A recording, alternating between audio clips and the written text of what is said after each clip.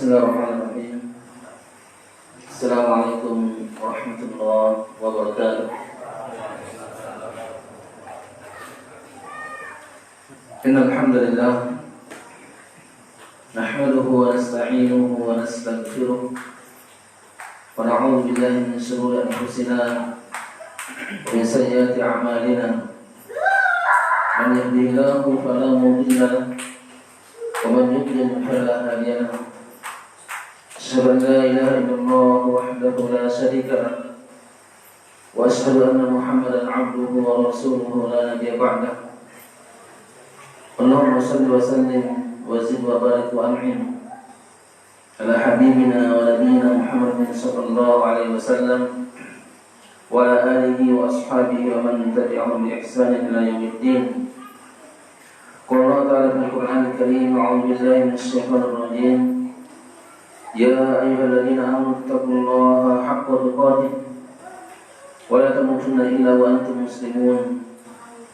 Ya ayyuhan nas taqu rabbakum alladzi khalaqakum min nafsin wahidah wa khalaqa minha zawjaha wa bassa minhuma rijalan katsiran wa nisaa'a wattaqullaha alladzi tasaaluna bihi wal arham innallaha kana 'alaykum raqiba.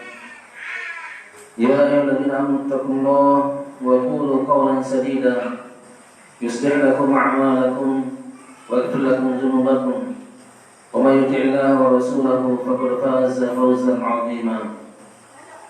Amma ba'du, fa inna asdaqal hadithi kitabullah wa khairal hadi hadi Muhammadin sallallahu alaihi wasallam wa sharrul umuri muhdatsatuha fa inna kulla muhdatsatin bid'ah wa kulla bid'atin dhalalah wa kullu dhalalatin fin nar. Masal muslimin wal muslimat, ikhwani wa akhwati fi din rahimani wa rahimakumullah. Salah satu yang bisa membuat kita bahagia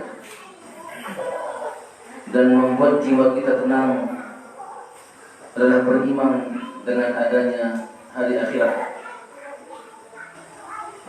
Beriman dengan adanya hari kiamat ataupun hari akhirat ini akan bisa mendatangkan kebahagiaan dan ketenangan dalam jiwa kita.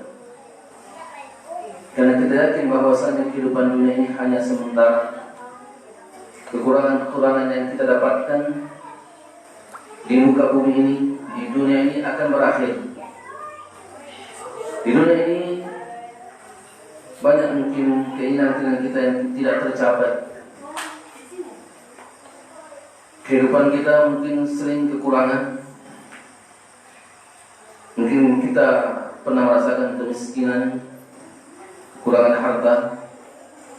Namun kalau kita yakin nanti di akhirat akan ada kenikmatan yang sempurna, maka akan datang kebaikan itu dalam hati kita, akan tentram jiwa kita. Begitupun mungkin di dunia ini kita Allah takdirkan memiliki fisik yang tidak sempurna ataupun fisik yang mungkin tidak sesuai dengan keinginan kita, maka kita yakin bahwasanya di akhirat nanti bahwa Allah akan membangkitkan kita dengan tubuh yang gagah. Semuanya diriwayatkan bahwa yang laki-laki akan seperti ayahnya Nabi Adam alaihissalam, yaitu kurang lebih 27,5 meter. Adapun para wanita akan seperti Hawa, yaitu sekitar 17,5 meter. Maka apalagi dalam surga Allah Subhanahu wa taala akan mendapatkan wajah yang tampan. Begitupun para wanita mendapatkan rupa yang cantik. Karena tubuh yang kita miliki sekarang ini hanya kita pakai di dunia ini. Setelah itu Allah akan ganti nanti di akhirat. Begitupun mungkin kita pernah merasa dizalimi oleh manusia lain, dizalimi orang lain, mungkin kehormatan kita dijatuhkan, atau mungkin harta kita yang diambil oleh saudara kita, atau mungkin dirusak oleh saudara kita dan sebagainya. Maka kita yakin bahwasanya itu semuanya akan Allah balas dengan kebaikan apabila kita bersabar di atas itu. Semua Allah akan berikan yang terbaik. Maka dengan kita meyakini ada kehidupan akhirat, itu membuat kita tenang, jiwa kita menjadi tenang dan kita merasakan kebahagiaan. Begitupun semua apa yang kita inginkan Allah akan berikan. Walahum ma tastahil anfus, dan bagi mereka para penduduk surga akan mendapatkan apa yang ia inginkan. Walaupun dunia kita sering mungkin tidak mendapatkan sesuai dengan apa yang kita harapkan, maka kita yakin bahwasanya di akhirat Allah akan memberikan itu semuanya apabila Allah mentakdirkan kita masuk di surganya. Mereka yakinlah bahwasanya di akhirat Allah akan memberikan yang terbaik, nikmat yang sempurna. Karena dunia ini kenikmatan ada, tetapi nikmat itu tidaklah sempurna. Namun nikmat yang sempurna adalah di akhirat nanti. Berusaha kita memperbanyak mengingat kematian, memperbanyak meyakini adanya kehidupan setelah kematian, maka itu akan mendatangkan kebahagiaan dalam diri kita dan akan menenangkan jiwa kita. Masyaallah muslimin wal muslimat, ikhwani wa akhwati fillah rahimani wa rahimakumullah. Malam hari ini insyaallah kita akan melanjutkan kajian kita dalam kitab Ad-Da'u wa Dawa, yaitu penyakit dan obatnya, yang mana kitab ini ditulis oleh Al-Imam Ibnu Qayyim al-Jauziyah rahimahullah ta'ala, mana beliau memiliki karangan-karangan yang banyak menyentuh hati kaum muslimin, perbaiki hati kaum muslimin, memperbaiki jiwa kaum muslimin.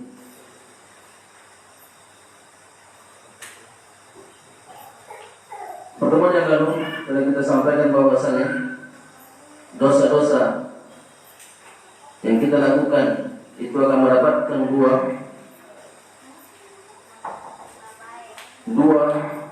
iqab, dua balasan dari Allah Subhanahu wa taala.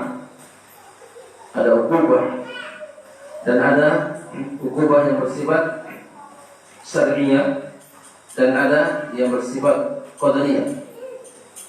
Yang syar'iyyah tadi kita sampaikan pertemuan yang lalu, yaitu dosa-dosa yang ada hadnya di dunia, seperti mencuri dipotong tangannya, kemudian yang berzina bagi yang masih lajang dan dicambuk 100 kali, kemudian bagi yang muhsan, yang memiliki pasangan, memiliki istri, ataupun pernah menikah kemudian berzina, maka dia akan dirajam, dan ikop-ikop yang lainnya yang ada hadnya, maka itulah hukuman syar'i. Malam ini insyaallah kita akan menjelaskan yaitu hukubah atau ikop yang berupa qadariyah. Al-hukubat al-qadariyah qalbiyah wa badaniyah. Adapun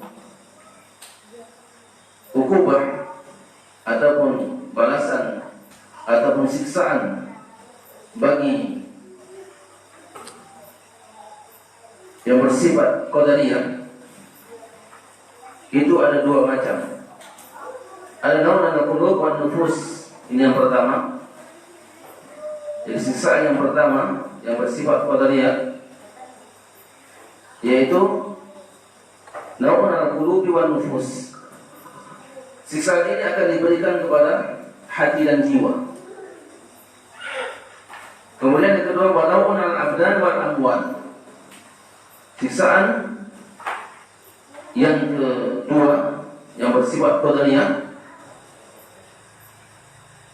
itu akan ditimpakan kepada al-abdan wal amwal, yaitu kepada tubuh dan harta. Artinya ukubah-ukubah ini akan nampak, ya, siksaan ini akan nampak pada tubuh kita dan kepada harta kita.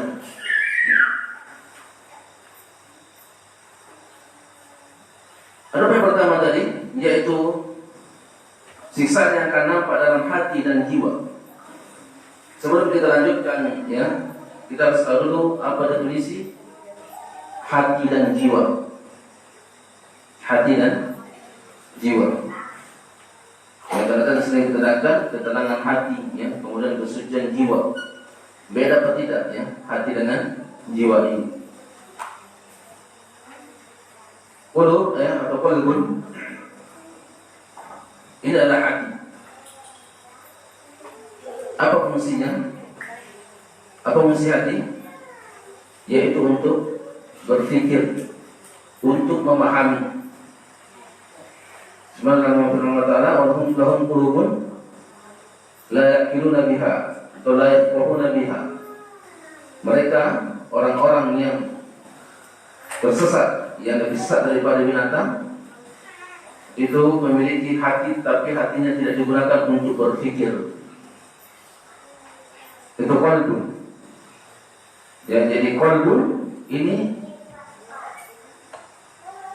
bersama dengan akal, ya, dengan pikiran.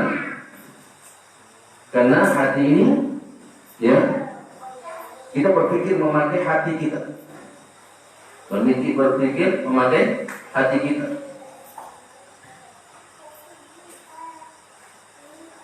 Apa itu kalau otak? Itu apa? Ini mesinnya.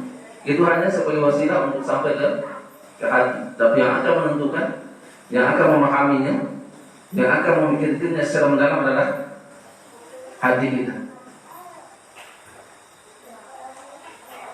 Makanya semua, ya,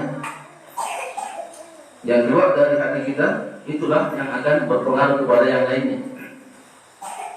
Semua manusia mengatakan, ala inna fil jasadi mudghah. Kalau bahwasanya dalam jasad itu ada mudghah, segumpal daging. Idza saluhat saluha jasadu kullu.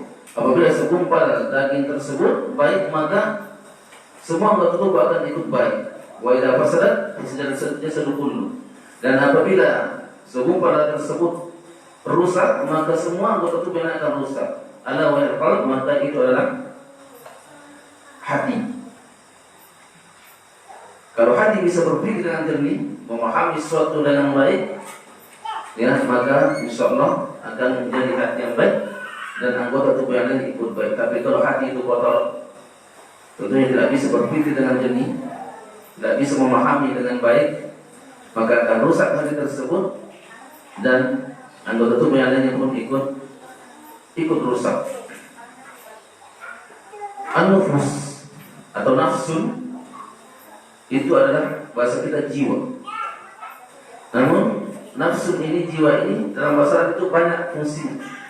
Tergantung ya keadaan atau tergantung kapan dipakai bahasa nafsu ini. Dan nafsun ini bisa juga berupa ruh, ya, bisa berupa ruh, nyawa. Dan nafsun apa hubungannya dengan hati? Nafsun ini, jiwa ini adalah keadaan hati, ya. Nafsun itu kalau dalam Al-Quran, ya, itu ada tiga macam. Nafsun ada tiga macam, dan ini merupakan kondisi atau keadaan daripada hati kita, ya. Di nafsun, jiwa itu bagaimana keadaan hatinya, sehingga an-nafs itu dibagi menjadi tiga. Ada an-nafsul mutmainnah, jiwa yang tenang. Dan ada an-nafsul lawwamah, ya. Ada an-nafsul lawwamah, jiwa yang mencelah dirinya. Dan ada an-nafsul ammarah, jiwa yang selalu memerintahkan untuk melakukan keburukan-keburukan. Ini an-nafsul ammarah. An-nafsul mutmainnah inilah, ya, jiwa-jiwa yang tenang. Jiwanya para rasul, jiwanya para nabi, jiwanya orang-orang soleh, maka dia memiliki jiwa yang tenang. Ketika nafsu ammarah menghampiri mereka bisa menepisnya, mereka bisa menahannya. Walahan nafsa anil hawa, mereka bisa, ya, mengatur hatinya, jiwanya untuk tidak melakukan atau tidak menuruti hawa nafsunya. wa nahan nafsa ilal hawa. Ini jiwa-jiwa orang yang beriman kepada Allah Subhanahu wa taala dengan keimanan yang sempurna. An-nafsul al-mutmainnah. Ada an-nafsul lawwamah. Jiwa-jiwa yang mencela dirinya. Kenapa dikatakan mencela dirinya? Dia gemar melakukan maksiat, ya. Tapi ketika dia melakukan maksiat, dia menyesal dan mencela dirinya. Kenapa jiwa saya seperti ini? Ya, selalu melakukan dosa. Sudah tobat, besok lakukan lagi. Tobat lagi, cela lagi dirinya. Ya Allah, jiwa saya kok bisa seperti ini, kembali lagi. Kemarin sudah tobat, kembali lagi melakukan maksiat tersebut. Tobat, besok lakukan lagi, ya. Cela lagi dirinya, jiwanya. Ini an-nafsul al-lawwamah, ini yang tengah-tengahnya, ya. An-nafsul lawwamah. An-nafsul ammarah, yang mana jiwa ini adalah jiwa senantiasa melakukan dosa dan diturutinya hawa nafsu. Dituruti hawa nafsu tersebut. Dia suruh nafsunya, jiwanya mendorongnya untuk melakukan zina, dia zina. Jiwanya memerintahkan dia mencuri, dia mencuri. Jiwanya memerintahkan dia membunuh, dan seterusnya. Ini nafsul ammarah yang tidak boleh kita turuti. Dan tentunya kita semua yang terkadang, ya, atau bahkan sering dinampiri an-nafsul ammarah. Dengan kita, para nabi pun akan dihampiri. Seperti Nabi Yusuf alaihissalam, apa kata beliau? Wa ma ubaru nafsi, inna nafsa la ammaratun bisu. Saya tidak, ya, merasa bahwa jiwa saya terbebas dari nafsu tersebut, ya, yaitu ketika digoda oleh siapa? Istri seorang raja, ya, dia mengatakan bukan saya tidak ada keinginan untuk itu. Normal, pasti ingin. Maka disebut kalau Muhammad bihi wa hamma biha. Ya, perempuan tersebut sudah condong kepadanya dan Nabi Yusuf condong kepadanya. Jiwa itu mendorongnya. Inna nafsa ammaratun bisu, kata Nabi Yusuf alaihissalam firman Allah Ta'ala. Maksudnya jiwa ini mendorong untuk melakukan itu. Namun illa ma rahima rabbi, kecuali bagi siapa yang dirahmati Allah Subhanahu wa taala. Kalau Allah merahmati Nabi Yusuf alaihissalam, maka dia tidak melakukan perbuatan tersebut. Allah lindungi. Karena kita senantiasa mengharapkan rahmat Allah Subhanahu wa taala agar terhindar daripada dosa-dosa, apalagi dosa besar. Dan salah satu caranya agar terhindar daripada dosa-dosa besar tersebut adalah hendaklah kita ikhlas dalam beramal. Karena Allah mengatakan innahu min ibadina mukhlasin, ya. Karena Nabi Yusuf termasuk hamba kami yang ikhlas, hamba terpilih yang ikhlas karena Allah Subhanahu wa taala. Dia orang ikhlas ketika dia digoda untuk melakukan dosa-dosa besar, maka dengan keikhlasan itu Allah insyaallah akan menjaganya. Allah akan menjaganya. Seperti juga dikisahkan, seorang ustaz berkisah tentang seorang syekh, seorang ulama yang datang ke Indonesia untuk menyampaikan ilmu, dan beliau, ya, diberikan tempat nginap di hotel. Di malam hari, tengah malam ada yang tutup pintu kamarnya. Dikira petugas hotel, kapan dibuka, wanita cantik, ya. Dan ini berat. Kalau dia melakukan bisa saja, apalagi sendirian di kamar. Namun, ya, karena beliau insyaallah ikhlas, belum tutup pintunya, kunci, kemudian sujud. Allah sujud lama-lama, ya, lama sujud. Ya. Allah berikan bantuan, ya, hingga wanita itu pergi dengan sendiri. Ya. Ini godaan besar, ya, godaan yang sangat besar. Apalagi di akhir zaman ini. Nauzubillah, ya. Kita baru jangan sampai ada kesempatan seperti itu. Karena kalau ada kesempatan kita tidak tahu, ya. Kalau bukan Allah yang menolong kita, maka mustahil kita bisa terlepas daripada kemaksiatan tersebut.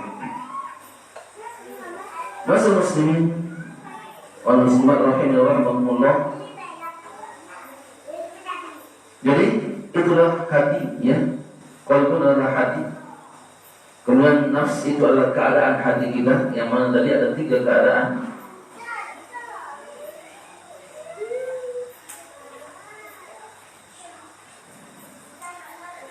Dan siksaan yang pertama, siksaan yang bersifat qadariyah, yaitu hati dan jiwa.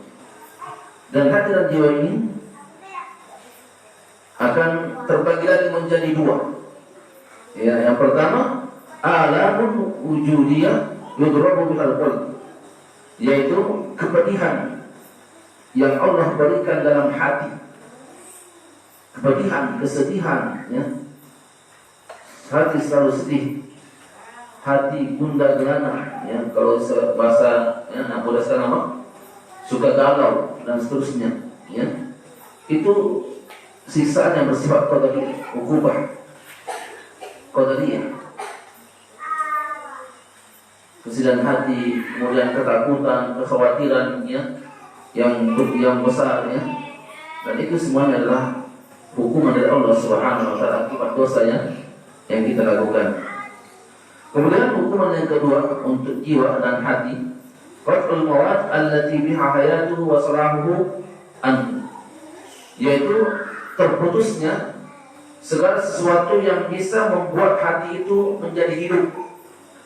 Dan segala sesuatu yang bisa membuat hati menjadi hidup, hati menjadi baik, itu terputus.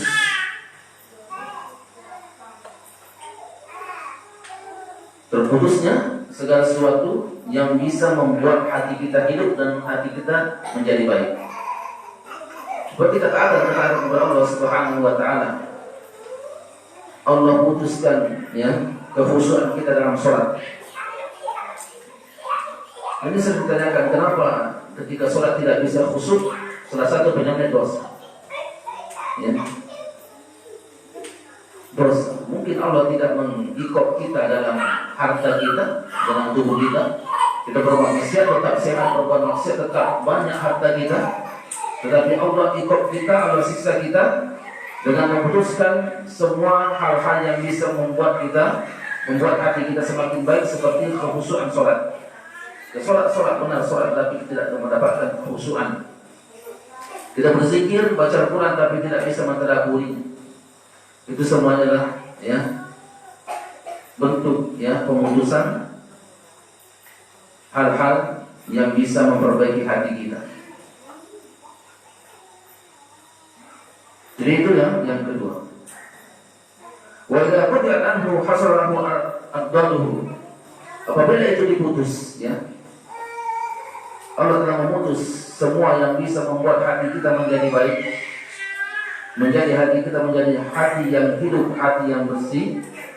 Maka yang terjadi sebaliknya, hati akan menjadi, ya, hati yang sakit, qalbun marid. Yang bahaya lagi, qalbun mayyit, hati yang sudah mati. Apalagi sudah qalbun, ya, hati yang sudah terbalik, ya. Hati kalau sudah terbalik itu nggak bisa mendapatkan hidayah. Kalau seperti ini, ya, seperti ini, dikasih sesuatu itu masih bisa, ya. Dikasih air apa misalnya, itu masih bisa nerima. Tapi kalau terlukur seperti ini, hidayah tidak akan masuk. Itu hati yang sudah terbalik. Dia akan melihat yang benar itu adalah suatu kesalahan, dan dia akan mengatakan salah itu adalah suatu yang benar. Yang jujur didustakan, yang dusta dibenarkan. Nah, itulah terbalik semuanya. Kalau hati sudah terbalik, maka ini yang jadi masalah.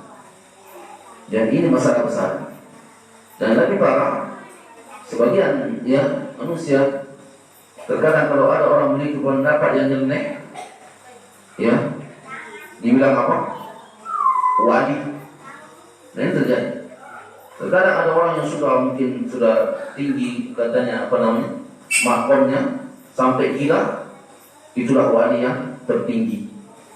Dan sudah kita dapatkan, ya, atau terkadang kita dapatkan ada orang mengambil tabarruk, keberkahan dari orang gila. Ini wali, gitu.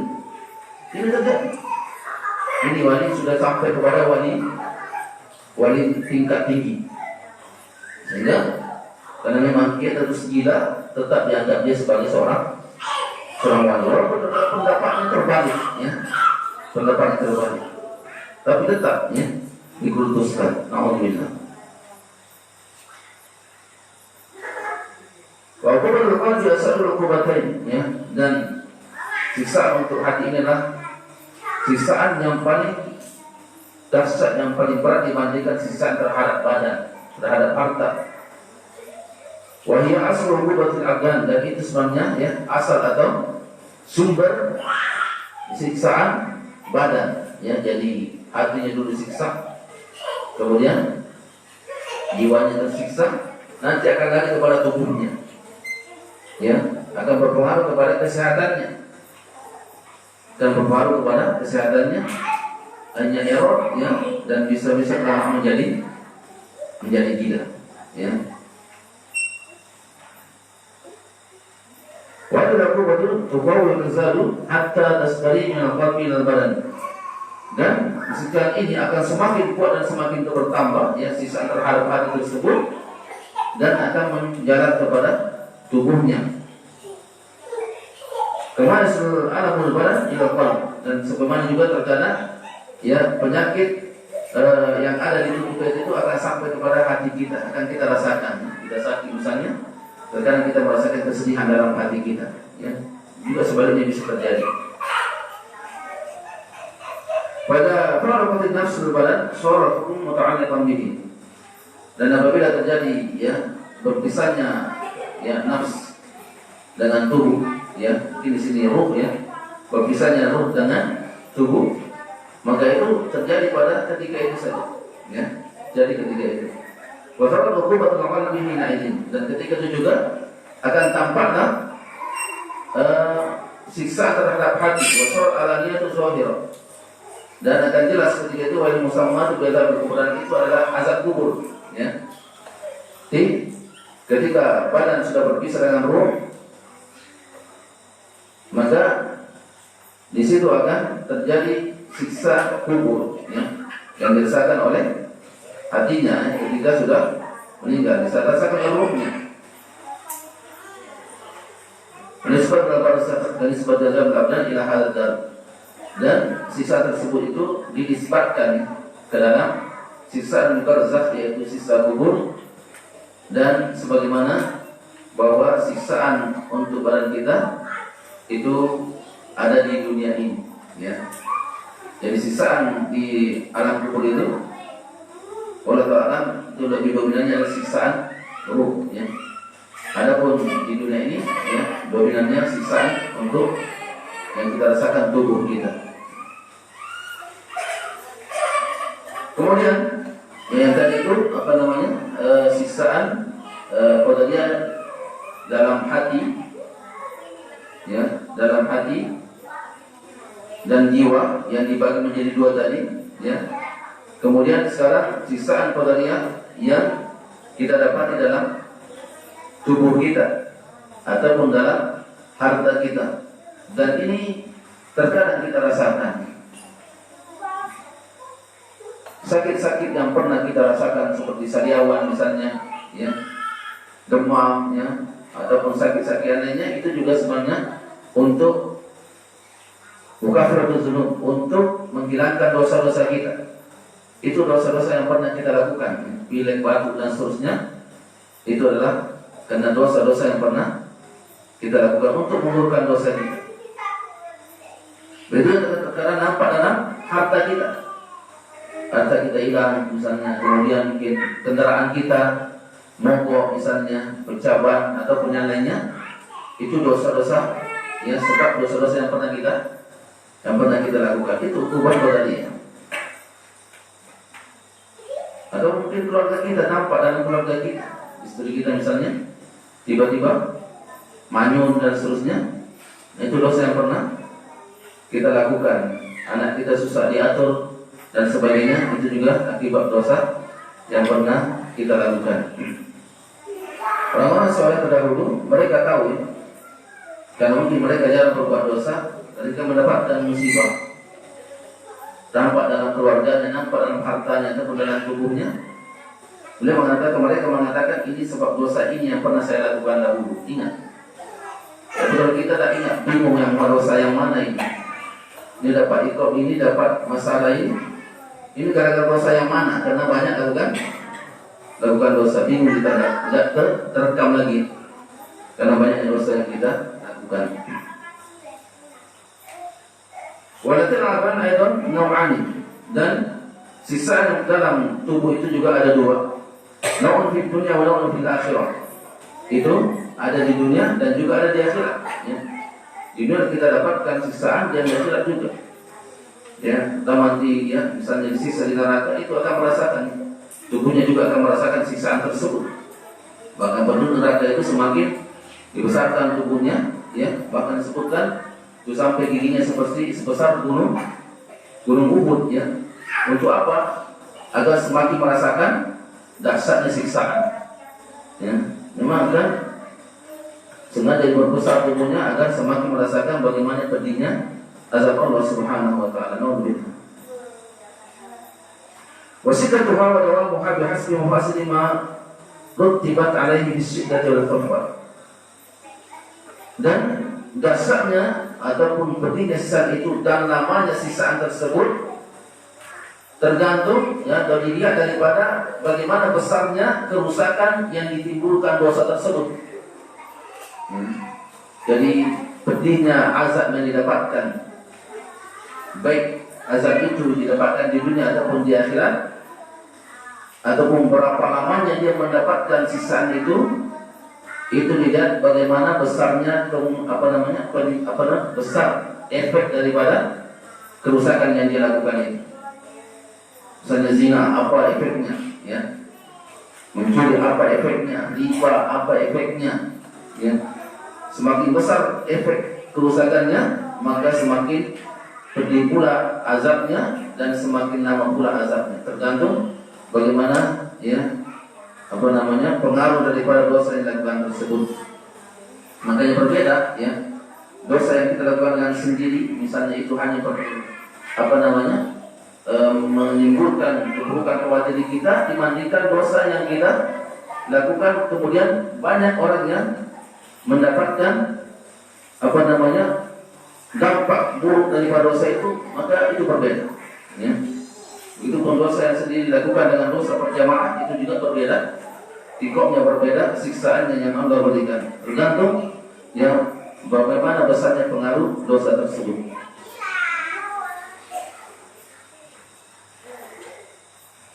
Walaysa fid dunya wal akhirah syarrun aslan illa dzunub wa uqubatiha. Dan tidak di dunia akhirat ini ada kejelekan, keburukan dibandingkan dengan dosa dan akibat dosa tersebut. Jadi dosa dan akibat dosa itu adalah suatu keburukan. Dosa yang kita lakukan dan akibatnya, ya, itu tidak ada keburukan yang lebih buruk daripada hal tersebut. Fasyarru ismun lidzalika kullu, dan keburukan, ya, semuanya tercakup dalam nama tersebut, ya. Artinya keburukan tersebut. Waslu min syarri nafsi wa min sayyi'atil a'mal. Dan itu semuanya bersumber daripada keburukan jiwa dan keburukan amal perbuatan. Jadi keburukan-keburukan yang timbul di muka bumi ini, kejelekan-kejelekan, kerusakan-kerusakan, itu sumbernya dari jiwa yang jelek, ya, jiwa yang jahat, dan dari, ya, amalan-amalan yang buruk, itu sumbernya. Wa huma rasul ladzani kan Nabi sallallahu alaihi wasallam yasta'idu minhuma bi khutbati. Dan dua hal tersebut, ya, yang mana Rasulullah SAW berlindung kepada Allah dari dua hal ini. Sebagaimana dalam khutbahnya, seperti khutbah hajah, ya, yang kita sampaikan tadi, Rasulullah SAW kalau ingin, ya, menyampaikan nasihat kepada para sahabat, beliau mulainya dengan khutbah hajah, ya, yang awalnya innal hamda lillah nahmaduhu wa nasta'inuhu wa nastaghfiruh. Ini sunnah Rasulullah. Ya, ketika ingin menyampaikan mau'izah, menyampaikan nasihat, dimulai dengan khutbatul hajah. Innal hamdalillah nahmaduhu. Di situ lanjutnya wa na'udzu billahi min syururi anfusina wa min sayyiati a'malina. Kami berlindung kepada Allah dari buruknya jiwa-jiwa kami dan dari buruknya amal perbuatan kami. Ini yang Allah Rasulullah SAW minta perlindungan kepada Allah, ya, yang disampaikan lewat khutbatul hajah di pembukaan ketika ingin menyampaikan nasihat kepada para sahabat. Wa na'udzu billahi min syururi anfusina, dan kami berlindung kepada Allah dari buruknya jiwa-jiwa kami, wa min sayyiati a'malina, dan dari buruknya amal perbuatan kami. Wa sayyiatul a'mal min syururi nafs, dan timbulnya perbuatan yang buruk itu bersumber daripada jiwa yang buruk, ya. Jadi seorang melakukan amalan-amalan yang buruk itu apa sebabnya? Karena jiwanya yang buruk. Atau orang melakukan mengucapkan perkataan-perkataan yang buruk, perbuatan-perbuatan yang buruk itu bersumber daripada ya jiwa yang buruk, jiwanya yang sudah buruk. Fa'al syarru kullu la syarri nafs, maka keburukan itu semuanya kembali kepada jiwa yang buruk, ya. Semua kejahatan, keburukan itu kembali kepada jiwa yang buruk. Fa'inna sayyi'atil a'mal min furu'ihi wa thamaratihi, dan buruknya amalan-amalan itu merupakan cabang dan buah daripada jiwa yang buruk. Sesungguhnya semua amalan-amalan itu, ya, amalan yang buruk merupakan cabang dan buah daripada jiwa yang buruk.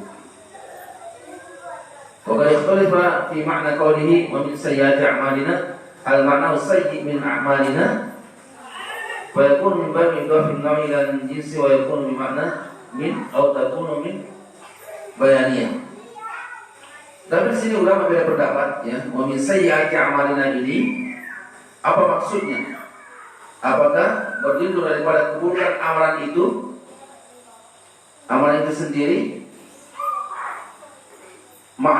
atau maknahu, ya, wakil, atau dikatakan maknahu min uqubatiha allati tasu' wa yakun takdir min uqubati amalina allati tasu'una. Jadi ulama beda pendapat apakah di sini Rasulullah SAW berlindung daripada amalan yang buruk, apakah dari amalan yang buruk itu Rasulullah berlindung? Maksudnya, apakah Rasulullah berlindung agar tidak melakukan amalan perbuatan tersebut, amalan buruk tersebut, atau Rasulullah berlindung daripada bahayanya akibat melakukan amalan yang buruk? Paham tak ini? Ya. Jadi di sini ada perbedaan. Ada yang mengatakan bahwasanya Rasulullah berlindung daripada amalan yang buruk itu saja, ya, agar tidak melakukan amalan-amalan yang buruk, atau Rasulullah berlindung daripada akibat, ya, amalan buruk itu, ya. Jadi apakah Rasulullah itu berlindung daripada amalan yang buruk agar tidak melakukan amalan-amalan yang jelek, amalan-amalan yang buruk, atau Rasulullah berlindung daripada akibat daripada amalan buruk itu, atau berlindung dari siksanya? Di sini ada perbedaan. ويرجح هذا القول أن الاستعاذة تكون bertadawan jami' as-sunnah was-sarf. Dan pendapat yang rajih, ya, bahwasanya perlindungan di sini adalah mencakup semua keburukan, ya. Baik itu keburukan amal perbuatan, artinya berlindung kepada Allah agar tidak melakukan amalan yang buruk, dan juga berlindung daripada akibat daripada amalan yang buruk tersebut. Jadi berlindung dari semuanya. Kita berlindung kepada Allah agar Allah menjaga kita agar tidak melakukan amalan-amalan yang buruk. Tapi kalaupun memang Allah takdirkan kita melakukan amalan yang buruk, kita juga berlindung kepada Allah mudah Allah tidak menyiksa kita dengan perbuatan buruk kita tersebut. Mudah Allah mengampuni kita. Jadi kita berlindung kepada Allah. Allah berikan taufik kepada kita, Allah jaga kita agar tidak melakukan dosa-dosa. Namun kalau memang, ya, kita tetap, ya, atau terpaksa, atau memang karena kelemahan iman kita melakukan kemaksiatan dan dosa-dosa, kita juga berlindung kepada Allah agar Allah tidak menyiksa kita dengan, ya, dosa tersebut, agar Allah mengampuni kita. Itu, ya, apa namanya? Wallahu ta'ala makna yang lebih kuat insyaallah. Allah taala.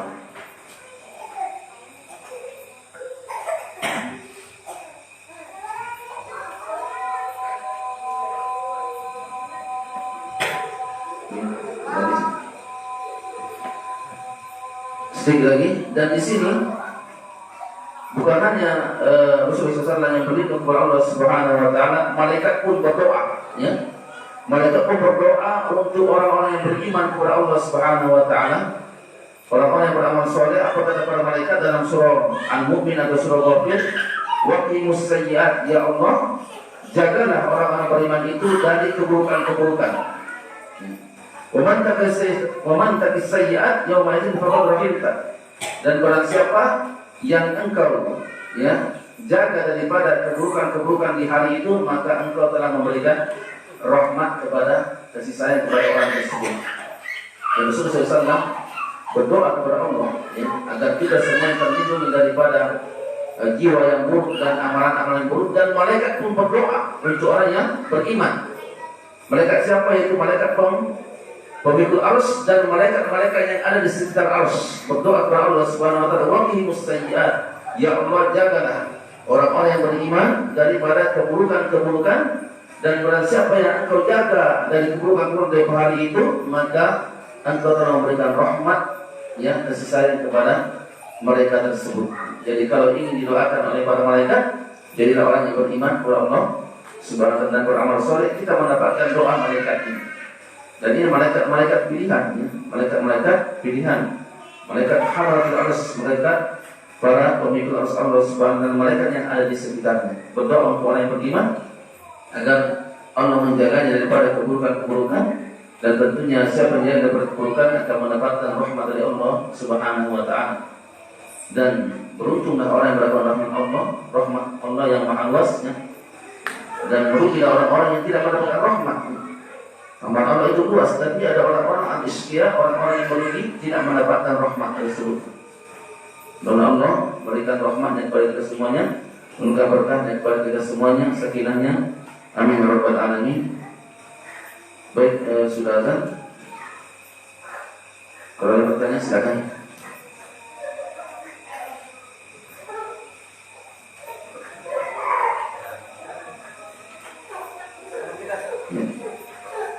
Untuk hati itu sendiri kan sebenarnya dalam bahasa Indonesia, hati yang dimaksud itu fisiknya itu hati yang berfungsi untuk beracun, apa sebenarnya jantung yang berfungsi untuk obat. Walau tak lama ya, masalah ini dibahas ya. Sebagian berpendapat ya, yang lebih tepat adalah jantung, bukan yang apa itu, yang berfungsi apa, ada kalau bahasa itu, bahasa Inggrisnya liver itu, bukan itu, tapi yang lebih tepat adalah jantung itu. Kalau tak lama yang lebih tepat, kalau tak lama, saya kurang tahu.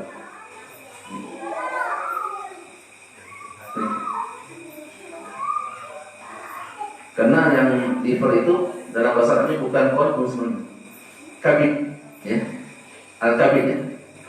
Sama kayak bahasa Inggris juga. Ada had. Ya, Allah Ta'ala yang tepat adalah jantung itu, karena dalam bahasa Arab ya, yang liver itu adalah kabid, itu al-kabid ya. Allah Ta'ala.